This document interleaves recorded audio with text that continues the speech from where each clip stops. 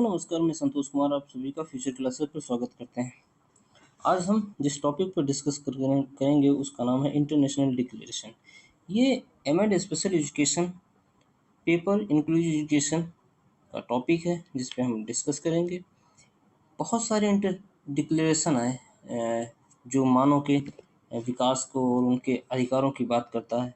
उनमें से कुछ मेन डिक्लेरेशन जिन पे आज हम चर्चा करेंगे। सबसे पहले बात करते हैं universal declaration of human right 1948, world declaration for education for all 1990, salamanca statement 1994, education for all 2000 और कैली कमिटमेंट 2019। सबसे पहले हम बात करते हैं universal declaration of human right 1948।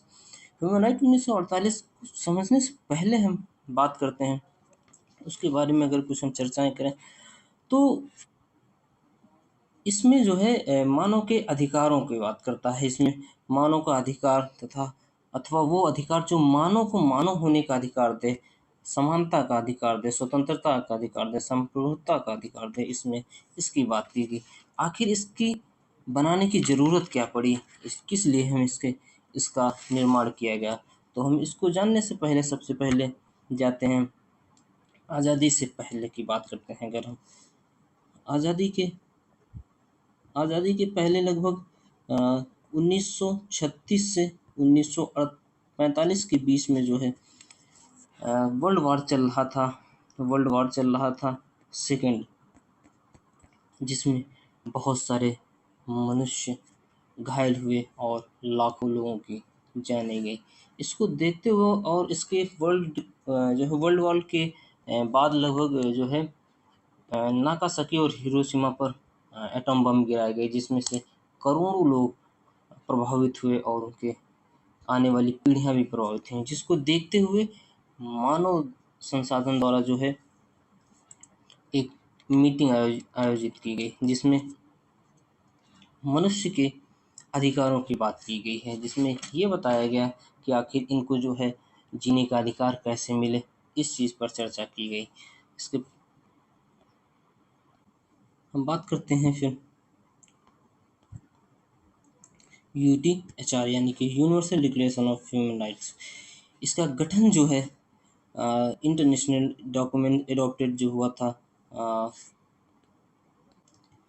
इसका गठन 10 दिसंबर 1948 को असेंबली इन पेरिस में हुआ था, जो ड्राफ्टेड कमेटी के द्वारा बनाया गया था, जो मानव अधिकार की सार्वभौमिक घोषणा संयुक्त राष्ट्र महासभा द्वारा अपनाया गया था। एक अंतर्राष्ट्रीय दस्तावेज है जो सभी मनुष्यों के अधिकार और स्वतंत्रता की बात करता है। जो ये इसका जो मसौदा बनाया गया था वो पेरिस के एक संयुक्त राष्ट्र महासभा में बनाया गया था। इसकी पहली बार मौलिक रूप में यह स्थापित किया गया कि मानव अधिकार के सार्वभौमिक रूप से संरक्षित किया जाना चाहिए तथा इसमें 500 से अधिक भाषाओं का अनुवाद किया गया था। और जो ये मीटिंग हुई थी इसमें लगभग जो 48 सदस्य और शामिल हुए थे, अनेक देशों से शामिल हुए थे। और जो हमारे भारत से जो थी वो भारतीय प्रतिनिधित्व जो कर रही थी वो हंसा मेहता थी, जो भारतीय की भूमिका निभा रही थी। हम बात करें तो इस डिक्लेरेशन के पक्ष में लगभग 48 लोगों ने वोट किया था और जो 8 लोगों ने वोट नहीं किया हुआ था और 2 लोगों ने जो वोट जो है नहीं दिया था। और इसमें जो है India, China, Pakistan, United state और फ्रांस जैसे लोगों ने वोट किया हुआ था। बात करते हैं इसमें आर्टिकल की। आर्टिकल इसमें टोटल 30 आर्टिकल दिए गए थे, जो मेन बात करते हैं सिविल, पॉलिटिकल, इकोनॉमिक और सोशल साइंस पर। इसकी जो ऑफिशियल लैंग्वेज थी जो वो फ्रेंच थी, इंग्लिश थी और चाइना थी। अब यूडीएचआर जो है बात करता है इंक्लूजन की, बात करते हैं हम इंक्लूजन में इसका समावेशन यानी कि इम्प्लीमेंटेशन कैसे हुआ उस पर हम चर्चा करते हैं। इंक्लूजन के बारे में यूडीएचआर में जो है आर्टिकल नंबर 26 में बताया गया था। इसमें ये बताया गया है कि सभी को शिक्षा का अधिकार है, शिक्षा निःशुल्क होनी चाहिए, कम से कम प्रारंभिक जो है बुनियादी तक की होना चाहिए। जो है इसमें जो है प्रारंभिक शिक्षा जो है सभी को मिलनी चाहिए, इसमें ये बताया गया था। Elementary education shall be compulsory, मतलब एलिमेंट्री तक की तो कम से कम शिक्षा सभी को मिलना ही चाहिए था, इसमें ये बताया गया।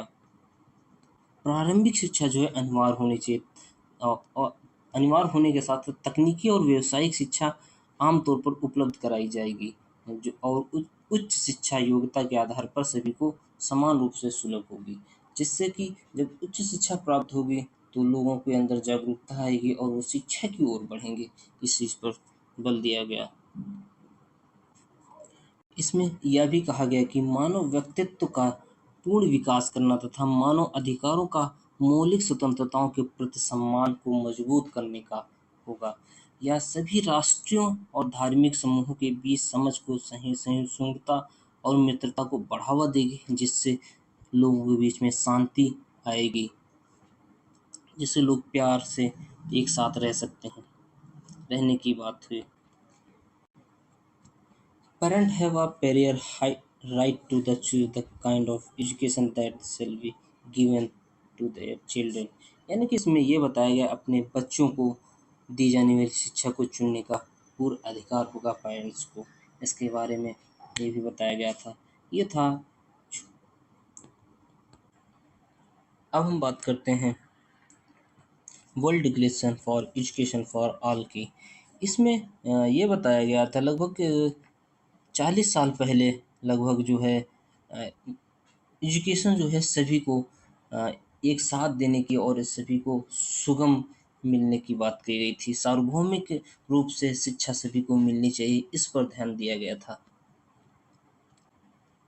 लगभग 40 से अधिक समय पहले जो है दुनिया के सभी देशों ने मानवाधिकारों की सार्वभौमिक घोषणा के माध्यम से कहा था कि जो है सभी को शिक्षा का अधिकार है, और दुनिया के दुनिया के देश भर के सभी शिक्षा के अधिकारी को उल्लेखनीय प्रयासों के बावजूद निम्नलिखित वस्तुएं भी बनाई हुई हैं। इस दस्तावेज में ये कहा गया लगभग 100 मिलियन चिल्ड्रन में से 60 मिलियन चिल्ड्रन जो हैं गर्ल्स की, जो लड़कियां थीं, वहाँ जो है शिक्षा तक की नहीं पहुँच पा रही। इस एजुकेशन फॉर ऑल में इसकी बात की गई है। ये जो आबादी है 60 मिलियन, लगभग 2/3 के बराबर है, और ये भारत की नहीं बल्कि पूरे विश्व की सबसे बड़ी समस्या थी कि महिलाओं का साक्षर नहीं होना। इससे जो है विकास नहीं हो पा रहा था, और महिलाएं जो है एजुकेशन तक की नहीं पहुंच पा रही थी। ये सबसे बड़ी समस्या बनी। हाँ, अब हम बात करते हैं इसमें आर्टिकल की बात।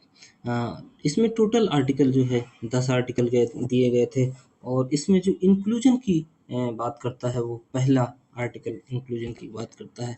हम देखते हैं पहला आर्टिकल क्या कहता है।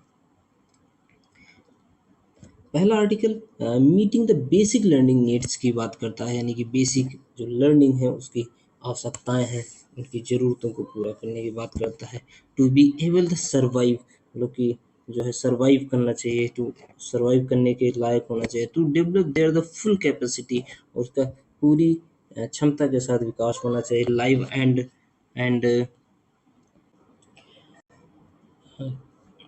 To live and work in dignity, यानी कि सम्मान से जीना और काम करने की बात कही गई थी।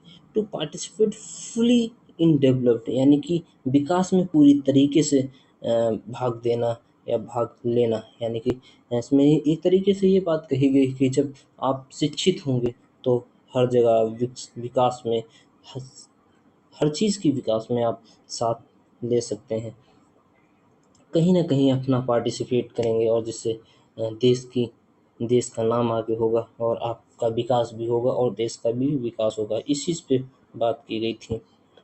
To improve the quality their live, यानी कि की क्षमता में रहने की गुणवत्ता में या क्षमता में सुधार करना, सोच समझ कर निर्णय लेने की बात की गई थी। Inform to this to make inform decision and continue learning, यानी कि सीखना जारी रखना, हमेशा नई नई चीज़ें सीखते रहना, जिससे जो है क्यूरियोसिटी बढ़ेगी, और अपना आपका विकास होगा, इस चीज़ पर बात की गई थी।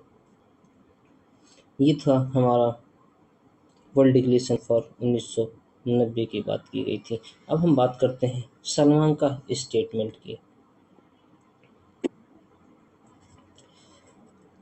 अंतर्राष्ट्रीय शिखर सम्मेलन श्रीलंका में 1994 स्पेन में हुआ था, जिसमें 92 सरकारी और 25 अर्ध सरकारी अंतर्राष्ट्रीय संगठनों ने प्रतिभाग लिया था, जिसमें विशेष आवश्यकताओं शिक्षा पर विशेष विश्व सम्मेलन का आयोजन किया गया था।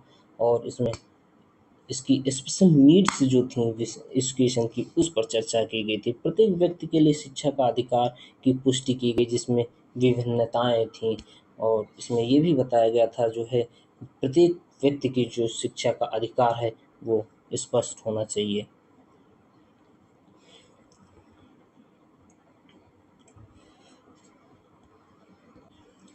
ये जो बैठक हुई थी उसका उद्देश्य क्या था, उस पर हम चर्चा करते हैं। Further the aim of education for all, यानी कि सभी के लिए शिक्षा का लक्ष्य को आगे बढ़ाना, समावेशी शिक्षा को बढ़ावा देना, जहां स्कूल सभी बच्चों की शिक्षा प्रदान करें, इस बात पर ध्यान दिया गया था।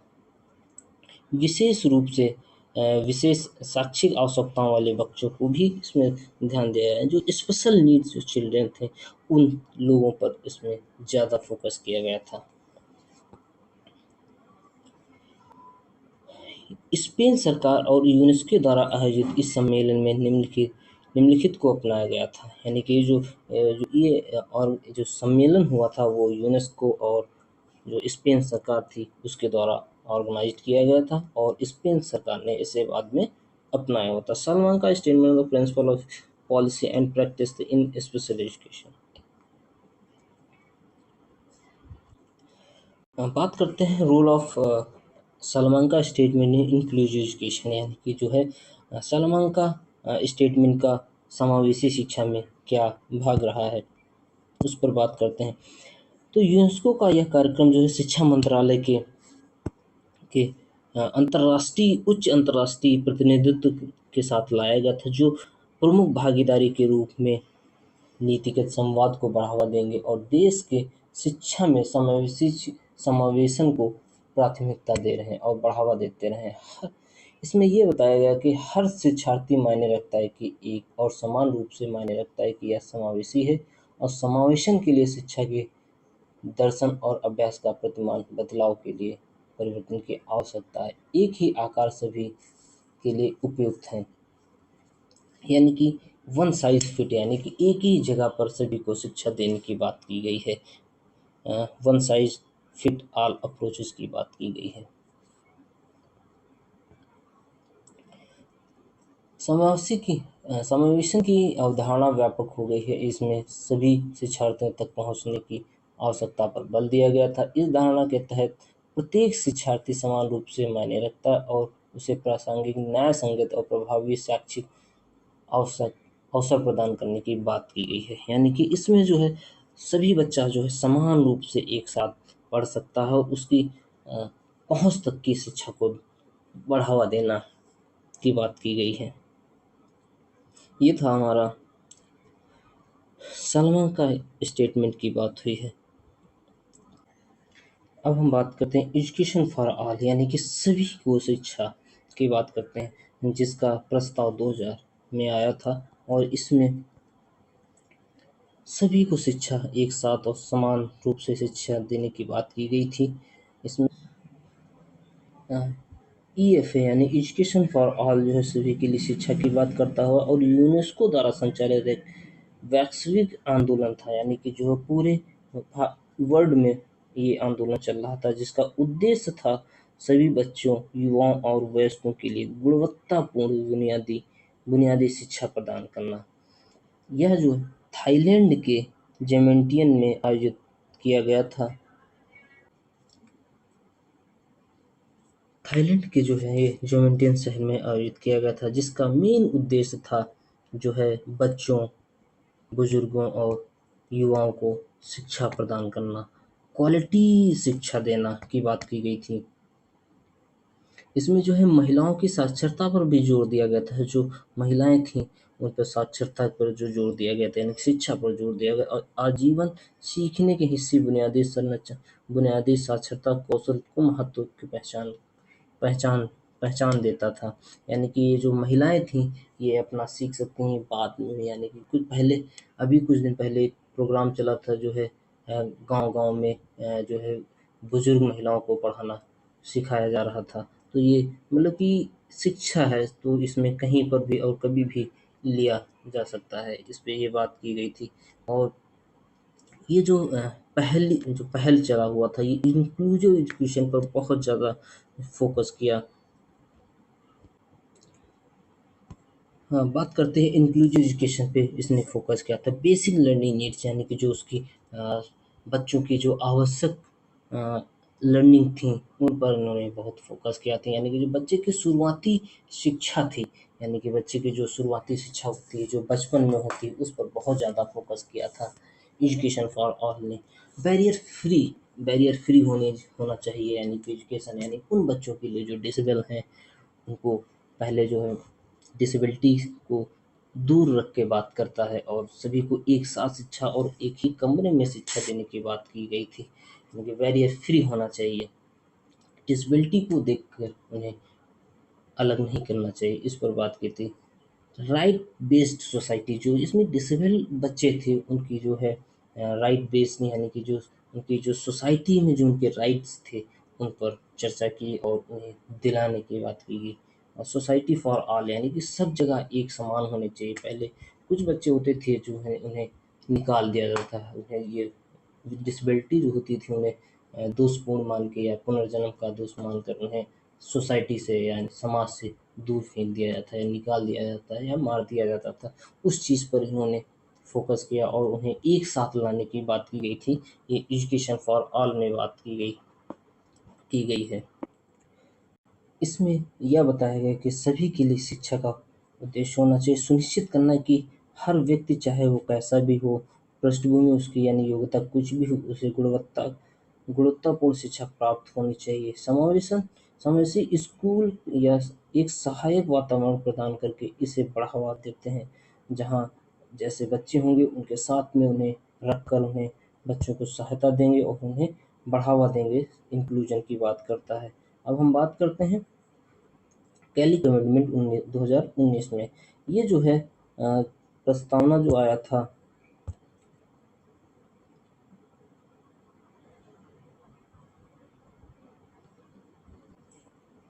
सितंबर 2019 में कोलंबिया के काली शहर में आयोजित एक अंतर्राष्ट्रीय फोरम ने शिक्षा में समावेशन और समानता के लिए एक महत्वपूर्ण कदम कि- उठाया था। इस फोरम का आयोजन यूनेस्को, कोलंबिया के शिक्षा मंत्रालय और काली नगर नगर निगम द्वारा किया गया था। ये जो है 55 देशों द्वारा जो है 55 देशों से अधिक लोगों ने इसमें के लोगों ने मिलकर साथ दिया था और इसमें विशेषज्ञ जो थे वो लगभग 450 से अधिक शिक्षा विशेषज्ञ, राजनेता और सरकारी प्रतिनिधियों ने भाग लिया था। इसका मुख्य उद्देश्य था 1994 में हुए salamanca सम्मेलन के बाद से हुई प्रगति की समीक्षा करना। यानी कि जो हमारा 2000 जो 1994 में salamanca स्टेटमेंट हुआ था, दिया गया था, उसमें उसके बाद में जो प्रोग्रेस हुई उस पर निरीक्षण करना, यानी कि उसकी समीक्षा करने की बात की गई थी और उसे समावेशी शिक्षा की दिशा में आगे बढ़ाने के लिए नई प्रतिबद्धताएं स्थापित करना था। इसमें ये बताया गया था। थीम एंड डिस्कशन की हम बात करते हैं, इसमें प्रमुख चर्चाएं यानी कि विषय और चर्चाएं पे अगर हम बात करते हैं तो सिस्टम वाइड अप्रोचेस की बात की है, इसमें करिकुलम एंड पेडागोजी की बात की, teacher training and professional development की बात की गई थी और learning environments and addressing barrier की बात की गई थी। एक-एक को हम ये समझते हैं क्या होता है। हम बात करते हैं सिस्टम वाइड अप्रोचेस की, तो इसमें शिक्षा नीति और अभ्यासों में समावेशन की सुनिश्चित करने के लिए प्रणालीगत परिवर्तन की आवश्यकता पर जोर दिया गया था। इसमें बात करते हैं करिकुलम एंड पेडागोजी की, यानी कि जो है पाठ्यक्रम और शिक्षण की विविध छात्रों की आवश्यकताओं को पूरा करने का पाठ्यक्रम को अनुकूलित करने की आवश्यकता पर चर्चा की गई थी। यानी कि जो करिकुलम होना चाहिए वो फ्लेक्सिबल होने की बात की गई थी इसमें। Teacher training and professional development, यानी जो टीचर जो थे और प्रोफेशनल जो थे उनकी ट्रेनिंग की बात की गई थी। उन्हें जो है शिक्षकों को समावेशी शिक्षा पद्धतियों के लिए तैयार करने की बात की गई थी। यानी कि जब उन्हें हम इंक्लूजन की बात करेंगे तो पहले सबसे पहले बात होती है टीचर, यानी कि टीचर जब ट्रेंड होंगे तभी तो हम इंक्लूजन की बात कर सकते हैं। इसमें सबसे ज़्यादा फोकस इस बात को किया गया था कि जो teacher training and professional development की बात की गई थी। हम बात करते हैं लर्निंग इन्वायरमेंट की, बात करते हैं शिक्षण वातावरण की, यानी कि सभी छात्रों के लिए सुलभ और स्वागत योग्य भौतिक शिक्षण वातावरण बनाने की आवश्यकता पर ध्यान दिया गया था। यानी कि जो बच्चे जहाँ पर सीखेंगे, यानी कि जहाँ पर रहेंगे, जो स्कूल होगा वहाँ का इन्वायरमेंट पर उन्होंने बहुत ध्यान दिया हुआ था। कैसा होना चाहिए, बच्चों के अनुरूप होना चाहिए, इस बात पर इन्होंने फोकस किया था। एड्रेसिंग बैरियर की बात की, यानी कि बाधाओं का समाधान पर बात किया है। सामाजिक और आर्थिक असमानताओं, लिंग लिंग भेदभाव, भाषांतर और भेदभाव जैसी बाधाओं को दूर करने के लिए रणनीतियों पर विचार विमर्श किया है। यानी कि जो आने जाने की दिक्कतें होंगी और लैंग्वेज की बातें होंगी, जो डिस्क्रिमिनेशन होगा उसको दूर करने का इन्होंने बात की थी। बात करते हैं प्रिंसिपल ऑफ कैलिक अमेंडमेंट 2019 की। डिक्रोनाइजेशन ऑफ डाइवर्सिटी, यानी कि विविधता की पहचान, सभी शिक्षार्थियों की विविध आवश्यकताओं को मान्यता देना और शिक्षा प्रणालियों को इन आवश्यकताओं को पूरा करने के लिए लचीला बनाना की बात। डाइवर्सिटी जो होनी चाहिए, यानी कि विविधता जो होनी चाहिए वो लचीली होने की बात की गई थी। दूसरे बात करते हैं इंक्लूसिव पॉलिसीज़ का, जो इंक्लूसिव समावेशी समावेशी नीतियाँ जो थीं, समावेशन और समानता को बढ़ावा देने वाली शिक्षा नीतियों का विकास और कार्यान्वयन करना। यानी कि कुछ ऐसी पॉलिसी बनाना जो इंक्लूसिव एजुकेशन को बढ़ावा दें, उस पर इन्होंने चर्चा की। एडिक्वेट फंडिंग, यानी कि जो है पर्याप्त वित्त पोषण, यानी कि जो समावेशी शिक्षा पहलों के लिए पर्याप्त वित्तीय संसाधनों का आवंटन करना है। यानी जो इंक्लूसिव एजुकेशन बनाने की बात करते हैं तो उसमें जो फंडिंग होती है या जो उनमें जो पैसा जो पर्याप्त लगेगा उसका आवंटन करने की बात की गई। कोलैबोरेशन एंड पार्टनरशिप की बात की गई है, यानी कि सहयोग और साझेदारी की बात यानी की गई है। सरकारी और गैर सरकारी संगठनों, शिक्षकों और समुदायों के बीच सहयोग को प्रोत्साहित करने की बात की गई है। मॉनिटरिंग एंड अकाउंटेबिलिटी की बात की गई है, यानी कि निगरानी और उत्तरदायित्व की बात की गई है। समावेशी शिक्षा शिक्षा नीतियों के कार्यान्वयन की निगरानी के लिए तंत्र स्थापित करना, यानी कि जो उनकी जो है मॉनिटरिंग, कोई भी काम होता तो उनके लिए मॉनिटरिंग करने की आवश्यकता होती है, इस पर बात की गई है। इम्प्लीकेशन इन कैलिक अमेंडमेंट की बात करते हैं, यानी कि इसका जो है इंक्लूजन में कैसे इसका इम्प्लीमेंटेशन हुआ उस पर हम चर्चा करते हैं। जो कैलिक अमेंडमेंट था यह शिक्षा में समावेशी शिक्षा की दिशा में एक महत्वपूर्ण कदम था, इस पर बात हुई। यह समावेशी और समानता के सिद्धांतों को बढ़ावा देता है, यानी कि और उसे एक वैश्विक प्रतिबद्धता की पुनर्पुष्टि करता है और कार्य के लिए व्यापक ढांचा प्रस्तुत करता है। यानी कि जो है इंक्लूसिव एजुकेशन का जो है एक स्ट्रक्चर जो होता है रिफ्रेम करने के लिए इस पर ये बात की गई है। और बाधाओं को दूर करने की, विविधताओं समर्थन करने की नीतियों और अभ्यासों को बढ़ावा देने के माध्यम से कैलिक अमेंडमेंट जो है लक्ष्य को निर्धारित करता है। यानी कि जो इसका इंक्लूजन और इक्वलिटी ऑफर था उस पर उन्होंने चर्चा की है। शिक्षा सभी शिक्षार्थियों को एक समावेशन और समान शिक्षा प्रणाली में सफल होने का अवसर देता है, यानी कि बैरियर फ्री एजुकेशन की बात करता है, सपोर्टेड डाइवर्सिटी की बात करता है और promoting the policy and practices की बात करता है। ये कैलिक अमेंडमेंट। कैलिक उसके बाद हम बात करते हैं इंक्लूजन की। जितने भी फ्रेमवर्क थे, जो स्टेटमेंट थे या डिक्लेरेशन थे, इन सभी को जो है स्पेशल नीड जो आवश्यकता वाले जो बच्चे थे उन पर ज़्यादा फोकस किया और उनके अधिकारों की बात की गई है और उन्हें जो है लोकल लैंग्वेज और जो है सभी जो दिक्कतें थी उनमें साझा करने की और उनको सही करने की बात करता है। जो जो उनकी समस्याएं हो रही थी उनको दूर करने के लिए, उनके पॉलिटिकल इश्यूज जो थे उनको सही करने के लिए, और जितनी भी उनकी समस्याएं थी उनसे निवारण के लिए कुछ ना कुछ बात की, और इंक्लूजन से जोड़ने की बात की सभी बच्चों के लिए। सो थैंक यू, इतना था आज का हमारा टॉपिक, और हम अच्छा लगे